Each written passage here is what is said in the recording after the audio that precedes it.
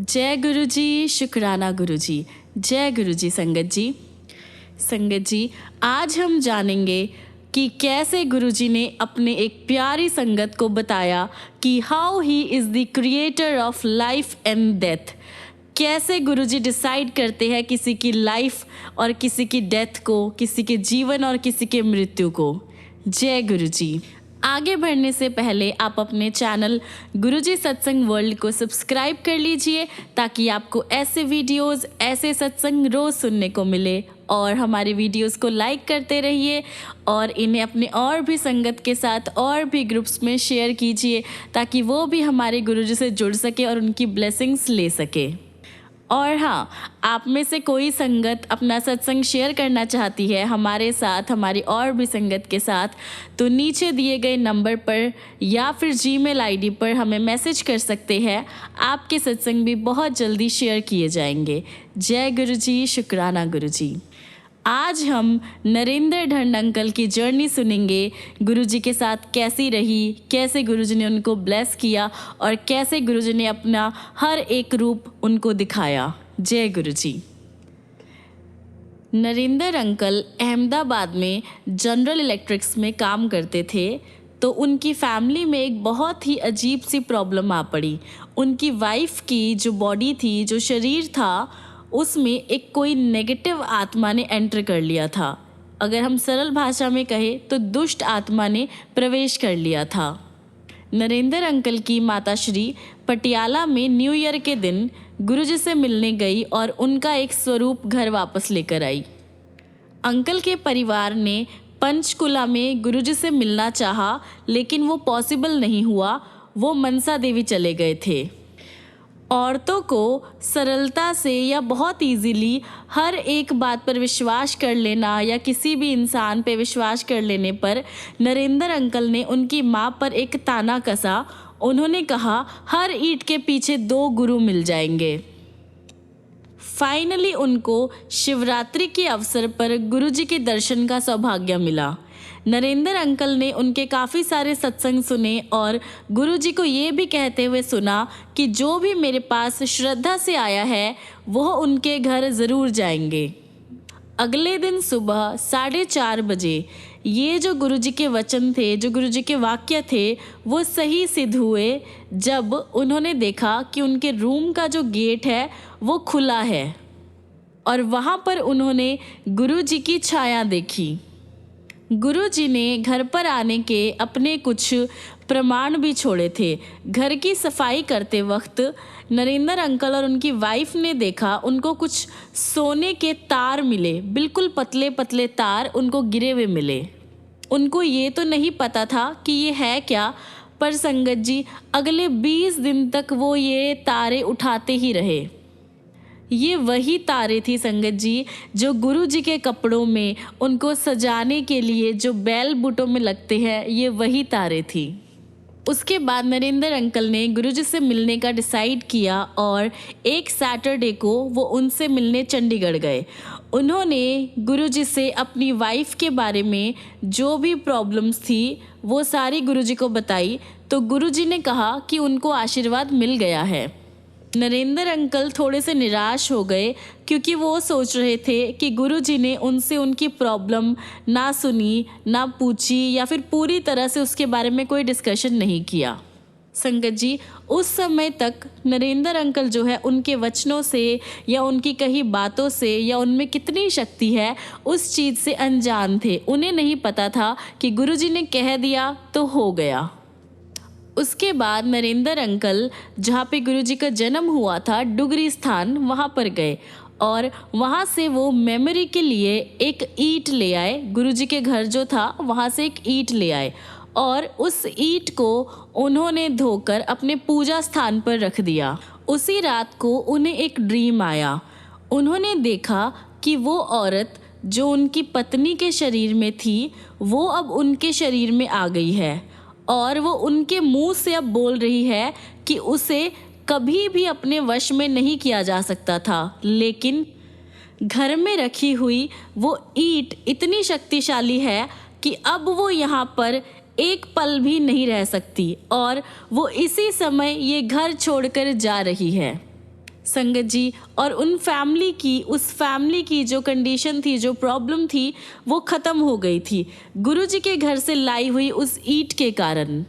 संगत जी, वह एक ईंट नरेंद्र के उस परिहास का, उस ताने का कि हर ईंट के पीछे 2 गुरु मिल जाते हैं का मुंह तोड़ उत्तर भी था।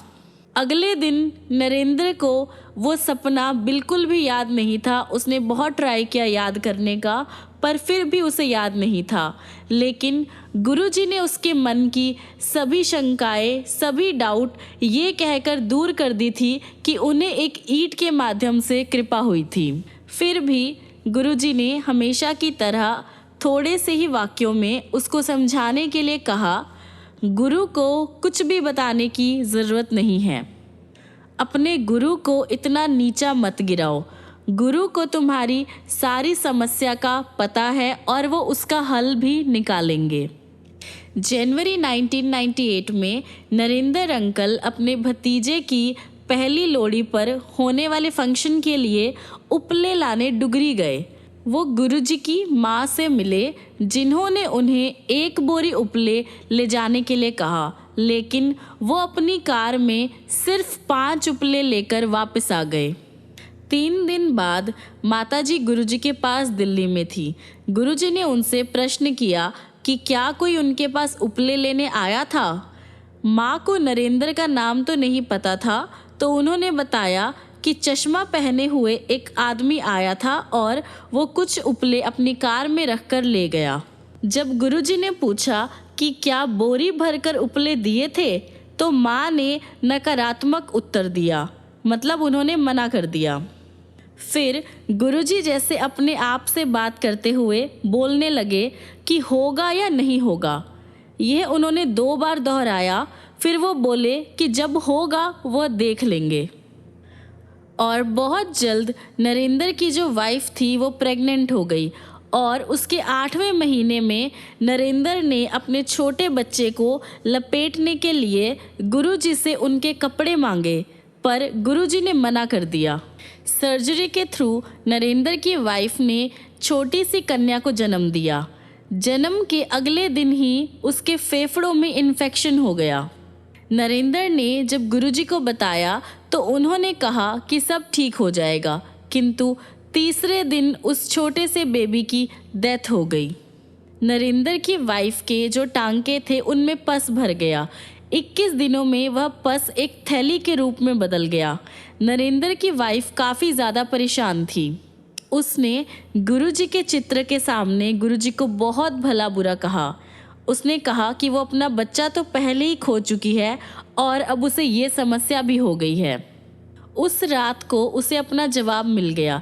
गुरुजी ने उसे ड्रीम में दर्शन देकर 21 दिन तक एक आरती करने को कहा। उन्होंने एक उपाय भी बताया। फिर उन्होंने कहा कि उसके पेट में वो थैली जन्म दिवस के 42 दिन बाद ख़त्म हो जाएगी। और जैसा गुरुजी ने कहा उसने वैसा ही किया। उसने वह आरती 21 दिन तक करी और सरप्राइजिंगली उसके बाद उनको आरती की एक लाइन तक नहीं याद रही। और जैसे जैसे टाइम पास आया उनके टांकों के पास एक छोटा सा छेद हो गया, जिसमें से पूरा पस अपने आप बहकर निकल गया। लेकिन नरेंद्र अंकल का दुख अभी तक बना हुआ था। एक दिन वो अपने घर में दिया जलाते हुए रोने लगे। उस रात को गुरुजी ने नरेंद्र अंकल को ड्रीम में दर्शन दिए। वह उसे उस जगह पर ले गए जहां नरेंद्र ने अपने छोटे बच्चे को दफनाया था। उन्होंने उसे वहां खोदने के लिए कहा।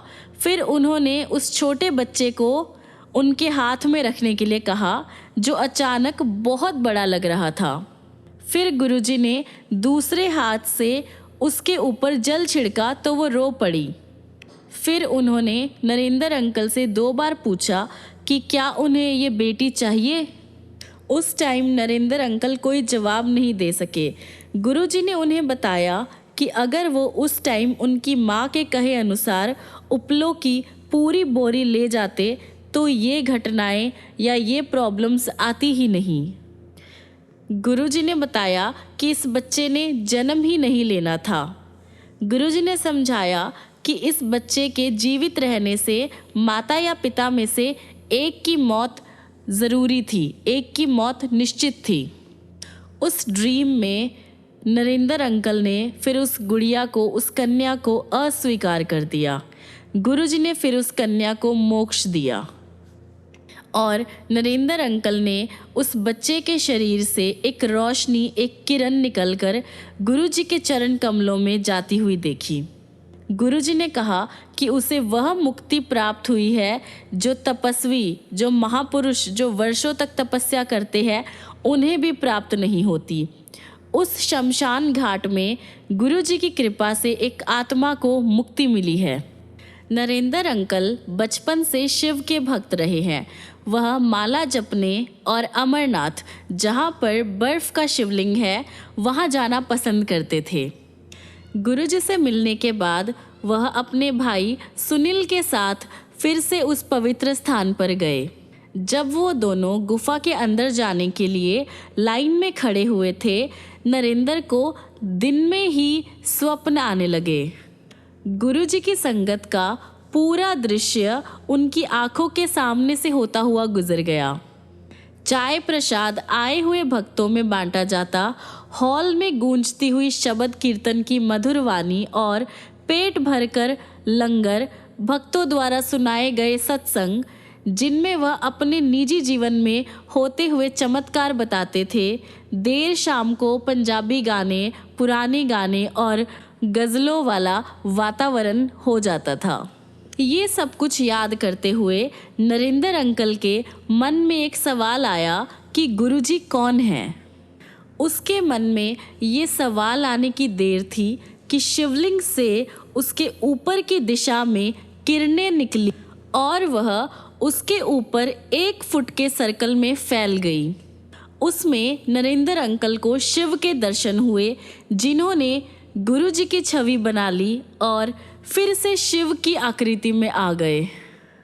नरेंद्र के कान में एक ध्वनि गूंजी, मैं शिव हूँ, मैं सब कुछ हूँ। पूरी गुफा में गुरुजी की गूंज फैल गई, जिसका आनंद नरेंद्र के छोटे भाई सुनील ने भी उठाया।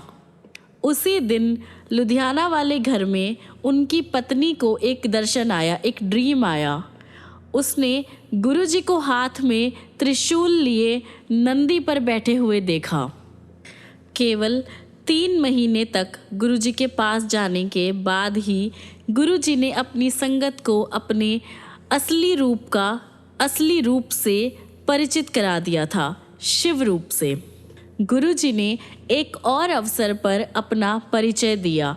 नरेंद्र अंकल अपने परिवार के साथ समराला के पास शिवलिंग के दर्शन करने गए थे। नरेंद्र अंकल की वाइफ ने उन्हें सोमवार को वहां दूध और भी सामग्री ले जाकर वहां पूजा करने के लिए कहा था। नरेंद्र अंकल ने मना करते हुए कहा कि गुरुजी ही शिव और शिवलिंग है। उसी रात को नरेंद्र अंकल की पत्नी ने एक ड्रीम देखा। वो एम्पायर स्टेट में गुरुजी के पास बैठी थी। उसने गुरुजी को एक पत्र दिया। वो एकदम से उठे और अंदर चले गए और अपना एक स्वरूप लेकर आए। वह स्वरूप बहुत ही ज़्यादा सुंदर था, लेकिन उस पर से गुरुजी एकदम से गायब हो गए और उस पर ओम की आकृति बन गई। फिर उसमें से एक शिवलिंग निकला। उसने गुरुजी से इस बारे में प्रश्न किया तो गुरुजी ने स्वरूप को फिर से देखने के लिए कहा। उसने देखा कि शिवलिंग में गुरुजी विराजमान हैं। उसे अभी भी कुछ समझ नहीं आ रहा था और जब उसने गुरुजी से फिर से पूछा तो वो बोले कि उनके पास आने के बाद उसे कहीं भी जाने की ज़रूरत नहीं है। गुरुजी ने उसे बताया कि उनके पास आने के बाद कहीं और जाना ही नहीं चाहिए, क्योंकि वो ही रब है। संगत जी, आगे जो अंकल जी के साथ हुआ वो सुनकर ही आपके दिल की धड़कनें रुक जाएगी। एक बार गुरुजी लेटकर पाठ कर रहे थे और सब संगत उनको घेर कर उनकी सेवा में लगन थी। एक संगत जो उनके कमल चरण बहुत देर से दबा रहा था थक गया और उसने अपना जो काम था वो नरेंद्र अंकल को सौंप दिया। नरेंद्र अंकल बहुत ज़्यादा खुश होकर गुरुजी के पैर दबाने लगे। उन्होंने गुरुजी के पैरों को हाथ ही लगाया था कि उन्हें अपना परिचय देने के लिए कहा गया। उन्होंने अपना नाम बताया तो गुरुजी ने जोर लगाकर पैर दबाने को कहा। थोड़ी देर बाद उन्होंने अपने तलवे और जोर से दबाने के लिए कहा क्योंकि उनमें काफ़ी ज़्यादा पीड़ा हो रही थी। 10 मिनट के बाद गुरुजी ने फिर से नरेंद्र अंकल को अपनी पूरी शक्ति लगाकर तलवे दबाने को कहा और उन्होंने वैसा ही किया। गुरुजी के पैर के अंगूठे से अमृत निकलने लगा जैसे गाय दूध देती है। गुरुजी के पैर के आसपास 1 फुट तक का जो एरिया था वो उससे गीला हो गया। गुरुजी ने नरेंद्र अंकल को कहा कि अब देखो गुरु कौन है। उनका पूरा शरीर अमृत से भरा हुआ है।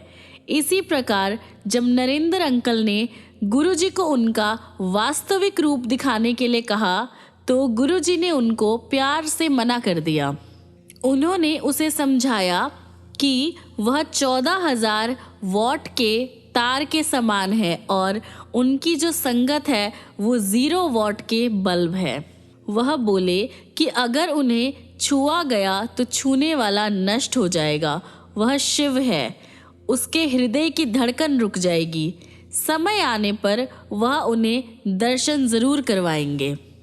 कभी कभी गुरुजी अपनी जो संगत होती थी उनके जो रिलीजियस बिलीफ या रिलीजियस जो उनका नेचर है उस पे अपनी राय दे दिया करते थे, पर ऐसे अवसर बहुत ही कम होते थे। माला को कुछ भी बताने को वह मना करते थे क्योंकि इससे मनुष्य जो है स्वाभिमानी हो जाता है। परंतु नरेंद्र अंकल जो है इस रिचुअल को अपने बचपन से करते आ रहे थे। एक दिन जब वह ऐसा अपने घर के पूजा रूम में कर रहे थे, वह समाधि में चले गए और बड़े मंदिर पहुंच गए। वहां पर वह हॉल में बैठे हुए थे और माला उनके सामने रखी हुई थी। गुरुजी अपने आसन पर बैठे थे और शिव मूर्ति के स्थान पर स्वयं शिव मानव रूप ग्रहण करके विराजमान थे। शिव के हाथ से एक किरण निकलकर उनकी माला पर पड़ी। उसी प्रकार से एक किरण गुरुजी के हाथ से माला पर आई। जैसे ही दोनों किरणें माला पर पड़ी वह टूट गई। उसी टाइम नरेंद्र को चेतना आई और उन्होंने देखा कि उनकी माला तो वास्तव रूप में टूट गई है। उस दिन से नरेंद्र अंकल ने माला को कुछ भी बताना बंद कर दिया है। वह अब गुरुजी के कथन पर विश्वास करते हैं कि प्रार्थना प्रेयर कभी भी करी जा सकती है। भगवान को याद करने के लिए ना ही कोई माला और ना ही कोई सुइटेबल टाइम होना चाहिए। भगवान को तो खाते पीते घूमते फिरते भोजन बनाते हुए लेटे हुए या कोई भी काम करते हुए कभी भी याद कर सकते हैं और उनका शुक्राना कर सकते हैं। यदि भगवान और उनके भक्त का जो संबंध है वो अटल है, अटूट है, तो वह कभी भी कहीं भी किसी भी अवस्था में आपके सामने आ सकते हैं। आपकी मदद करने के लिए हर पल आपके साथ रह सकते हैं। एक अवसर पर गुरुजी ने नरेंद्र अंकल और उनके परिवार को कुछ दिन के लिए बड़े मंदिर में रहने के लिए कहा। वहाँ रहते हुए एक दिन नरेंद्र अंकल और एक और संगत हॉल में रखी हुई शिव प्रतिमा को साफ कर रहे थे। अचानक से नरेंद्र अंकल ने उस मूर्ति के चरणों से अमृत निकलते हुए देखा। उन्होंने उसे कपड़े से साफ किया पर वह जगह फिर से गीली हो गई। नरेंद्र अंकल के साथ जो एक और संगत थे उन्होंने कहा कि ऐसा तो पॉसिबल नहीं है। उन्होंने कहा कि नरेंद्र अंकल ने उस जगह को अच्छे से साफ नहीं किया होगा। जब उन्होंने खुद से उसे साफ करने का ट्राई किया तो फिर से वो जगह गीली हो गई और वहां से अमृत निकलने लगा। यह देखकर वो भी सरप्राइज हो गया। नरेंद्र अंकल पहली बार बड़े मंदिर में दिसंबर 1998 में गए थे। गुरुजी ने स्वयं उन्हें और उनके काफी संगत को उसका भ्रमण करा के दर्शन कराए थे। अचानक से सारी संगत ने देखा कि आधा लिंग गीला है और वह सोच रहे थे कि ये कैसे पॉसिबल हो सकता है। उनकी ऐसा सोचते ही गुरुजी तुरंत बोले कि उस पर अमृत वर्षा हो रही है। उन्होंने भविष्यवाणी करी कि एक दिन गंगा नदी खुद आकर इस लिंग को दूध से स्नान कराएगी। यह लिंग भारत के 12 ज्योतिर्लिंगों से भी प्रमुख होगा और जिनकी अभिलाषाएं कहीं और पूरी नहीं हो सकेगी वो सब यहाँ पर होगी। गुरुजी के इस कथन के एक हफ्ते के बाद एक और संगत को गुरुजी ने ड्रीम में दिखाया, जो कि श्री सिंगला अंकल थे। उन्होंने ड्रीम में देखा कि गंगा इस लिंग को अपने जल से स्नान करा रही है। 2006 में नरेंद्र अंकल का परिवार मथुरा जाने के लिए प्लान कर रहा था, मथुरा जाना चाहता था, लेकिन किसी वजह से उनकी जो योजना है वो सफल नहीं हो पा रही थी। अप्रैल 2006 तक ऐसा ही चलता रहा। इसी समय जो नरेंद्र अंकल की फैमिली थी वो बैसाखी के अवसर पर बड़े मंदिर आई। गुरुजी ने नरेंद्र अंकल की पत्नी को ड्रीम में दर्शन दिए और उसको अपने कमल चरण दबाने के लिए कहा। उनके पैर दबाते हुए गुरुजी के चरणों में से एक कृष्ण की मूर्ति प्रकट हुई। उन्होंने उसे वह उनके पेट पर रखने के लिए कहा। जब उसने ऐसा किया तो वह पेट के अंदर जाकर अंतर्ध्यान हो गई। फिर गुरुजी अपने कक्ष में गए और नरेंद्र अंकल की पत्नी ने देखा कि वह एक मंदिर में परिवर्तित हो गया है। वहाँ पर राधा कृष्ण का एक बहुत बड़ा स्वरूप था। वह भक्त जो वृंदावन जाकर कृष्ण की प्रतिमा देखना चाह रही थी, उन्होंने यह देखकर गुरुजी से इस सारी चीज़ों का जवाब मांगा। गुरुजी ने प्रश्न में उत्तर दिया कि क्या उसे दर्शन हुए? वृंदावन जाने की कोई आवश्यकता नहीं है, सब कुछ इधर ही है। नरेंद्र अंकल एक और अन्य घटना का वर्णन करते हैं, एक और अन्य घटना के बारे में बताते हैं, जिसमें गुरुजी ने अपनी वास्तविकता प्रकट करी थी। एक ड्रीम में नरेंद्र अंकल को एक हॉल में ले जाया जाता है। गुरुजी उन्हें बुलाकर 3 बार उनके कान खींचते हैं और माथे के बीच वाले स्थान को 3 बार छूकर कहते हैं, कल्याण हो गया। कुछ दिन के बाद नरेंद्र अंकल ने देखा कि गुरुजी के लॉकेट पर, जिसे वह सदा पहने रहते हैं, ओम और शेषनाग की छवि आ रही है। यह अभी भी नरेंद्र अंकल के लॉकेट पर देखी जा सकती है। नरेंद्र अंकल ने इसका उल्लेख गुरुजी से किया तो वह बोले कि केवल भगवान ही यह कर सकते हैं, कोई और अपने को ईश्वर कह सकता है, वो ही परमात्मा है और रियलिटी में विधाता वही है। उनका जो रूप है वह रहस्यात्मक और आश्चर्यजनक है। नरेंद्र अंकल उनसे उनकी जूतियां प्राप्त करने की घटना का उल्लेख करते हुए कहते हैं कि वह 3 आकार की है, 6, 7 और 8, और गुरुजी उन तीनों को पहना करते थे। कई और संगत ने भी गुरुजी के अलग अलग रूप देखे हैं। ऐसा केवल वो ही कर सकता है जिसने भौतिक पर विजय प्राप्त कर ली हो, जो माया से ऊपर हो, प्रकृति जिसके चरणों में निवास करती हो, जो उसका स्वामी हो, जो शिव हो, जिसका कोई आदि मध्य या अंत नहीं है, जिसने काल से पहले जन्म लिया हो और जिसने गुरुजी के रूप में मानव जाति का कल्याण करने के लिए अवतार लिया हो। वह प्रेम सहित अपने भक्तों का संरक्षण करते हैं, उन्हें कभी भी अयोग्य होने का आभास नहीं होने देते, सदा अपने अंदर छुपी हुई दिव्यता को खोजने की प्रेरणा देते हैं। संगत जी, नरेंद्र अंकल जी बताते हैं कि ये तो उनकी जर्नी के कुछ बहुत ही छोटे छोटे से हिस्से हैं। उन्होंने और भी बहुत कुछ गुरुजी से सीखा है और बहुत कुछ गुरुजी ने उनको दिखाया है, दिया है, उनकी पूरी लाइफ को ब्लेस किया है।